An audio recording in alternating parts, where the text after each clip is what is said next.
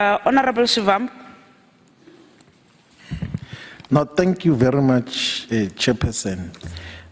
Can you please summarize for us, Mr. Tsotsi, the recommendations of Salim Issa for the committees of Eskom? You said that Salim Issa had proposed certain names of people who must chair committees, and he rejected, but then when it came back from the minister, it reflected what Salim Issa had recommended. Who was he recommending for the board tender committee? Honourable Chair, I'm going to have a great difficulty in recalling the precisely. Without any documentation, there's just no chance that I would recall, because I mean there are so many board members. So I wish I could, and I'd be willing to assist there, but I really can't remember. Because I mean, I will only speculate.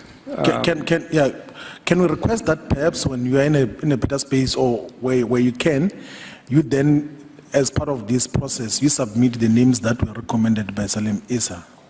Will that be fair? Or you can't retrieve it anyway? I don't know if the Eskom email system would still contain that information, but that is an email that he sent. But was that ultimately approved as is, as requested by Salim Issa? Oh yes, quite definitely. Oh, that's fine. It then means that we must just go to the official records of Eskom to confirm who are the chairpersons that were appointed by Salim Issa at Eskom immediately after he had recommended them. And then when you met with the Minister Salim Issa and Tony Gupta at her official residence, who did she introduce them as? Who did she say those people are?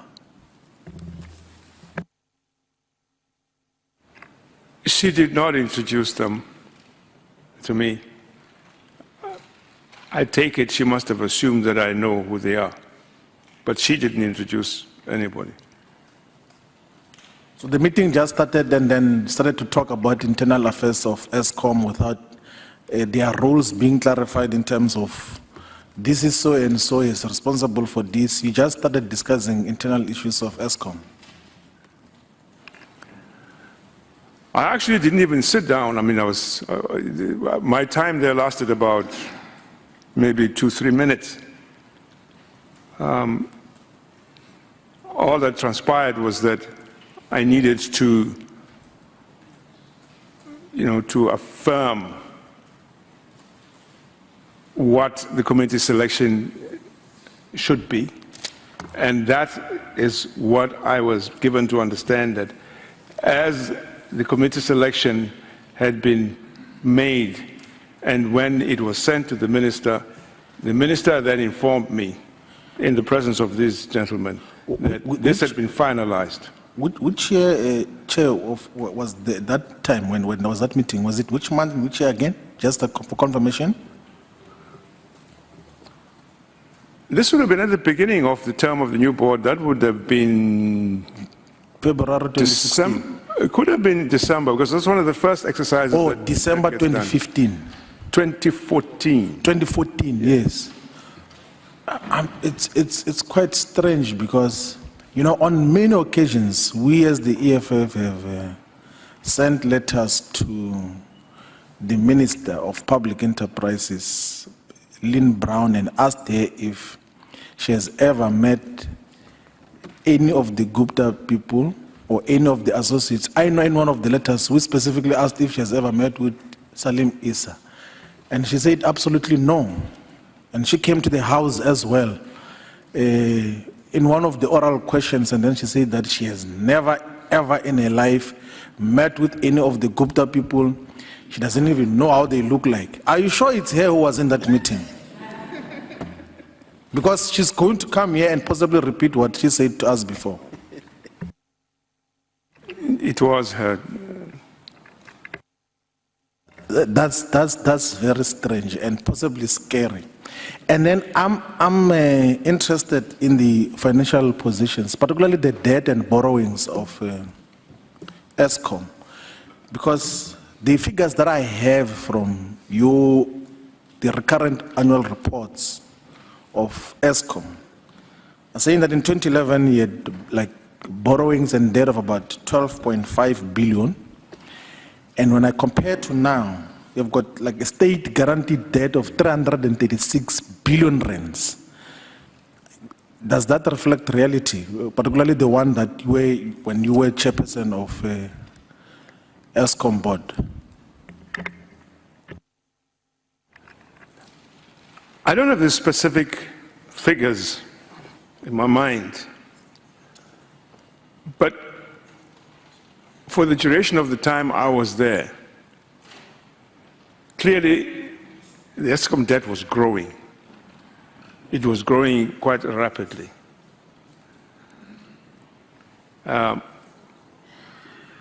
We, of course, were borrowing against the guarantee. And there was great concern at National Treasury that the level of borrowing and the rate at which it was increasing was a serious concern. So yes, whilst I don't have the figures, there's no doubt that the rate of borrowing and the growth of the debt was fairly significant, and the pace thereof was very significant. Can I just confirm as a second last question that the three things that Tony Gupta asked from you was the gas for the Western Cape, appointment of a senior executive in Eskom, and then the TNA. Those are the three things that he asked from you. And then you said you're not involved in operational stuff. Correct. And then the meeting with Dudumieni and Sun Talent and possibly Uncle Jacob Zuma of Talent.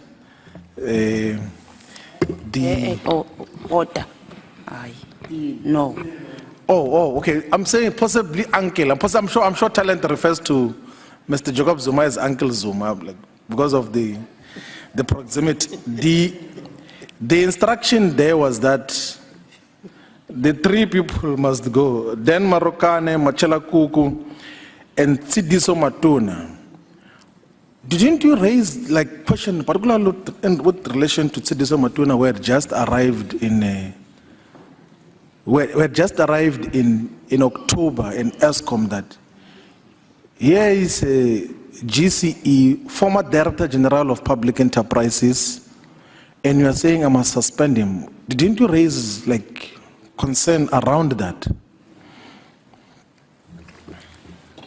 As I said in my statement, certainly I was shocked, and I expressed my shock, and I indicated clearly when I first heard this from Tutu, that this was going to cause, or had the potential to create instability and anxiety in the business, and we can't really be talking about just suspending the chief executive and two of his executives. So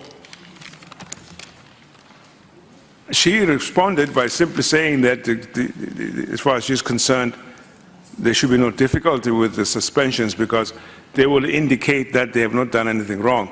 But obviously, in my mind, that was not the issue. So at the time of the meeting, when the president came in, I reiterated this by putting it in a different way, where I was saying perhaps we should find a modality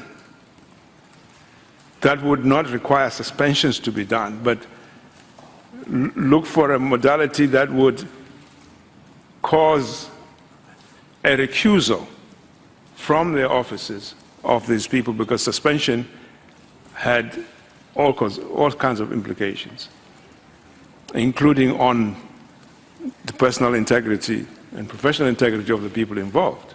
So that is the way I put it across when I first heard it. No, that's fine. Chair, just few quick observations is that Do you know, like, the dot perhaps that has to be joined now is whenever Ms. Dudumini appeared in the Standing Committee on Finance, she'll bring some militia group called Black First Land Fest or something like that, of Mcimtam, to come and try to disrupt proceedings, and then they will write similar letters as well in terms of objecting to anything that will raise against SAA. Now, the Minister of Public Enterprises wrote a letter to us, which was later on copied in the same content by BLF and written to this particular committee to say they are objecting to what we are busy with here. So now you can see Dudumini, BLF, Lynn Brown, and the sponsors of all that nonsense is the Guptas, because they're all of them, they're drawn back to the Guptas. And their modus operandi currently is to deny existence of meetings, to deny that they ever met with either the president, is to deny that they ever met with the Guptas, like the Canal was doing yesterday, where basically to distance yourself from what has been reality. And I think that the evidence by Mr. Tsotsi is a clear bridge of when Eskom was captured par excellence, with the inclusion of the new board members, aggressive suspension of the executives, his suspension, bringing in of Brian Molefe, looting of Eskom resources, and which was heightened recently with the payment to Trillion, which is owned by Salim Issa. I think that we're getting clear in terms of what has been happening with all these developments. And I'm sure later on we'll discuss what then becomes the way forward, because I suspect that the remnants of Salim Issa's instructions and Salim Issa control are still in Eskom now.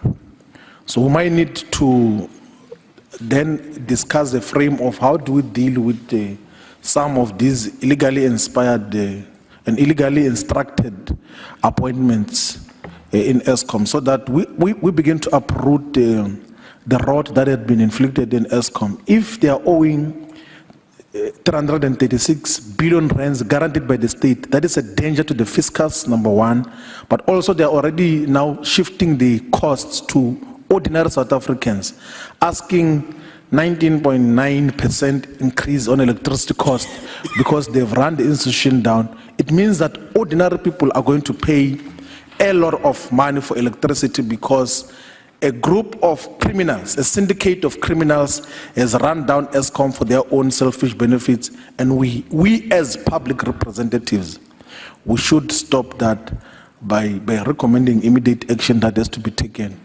in Eskom in the immediate. Thank you very much, Mr. Tsotsi, for clarifying us and the country in terms of the road that we have been led to by few individuals.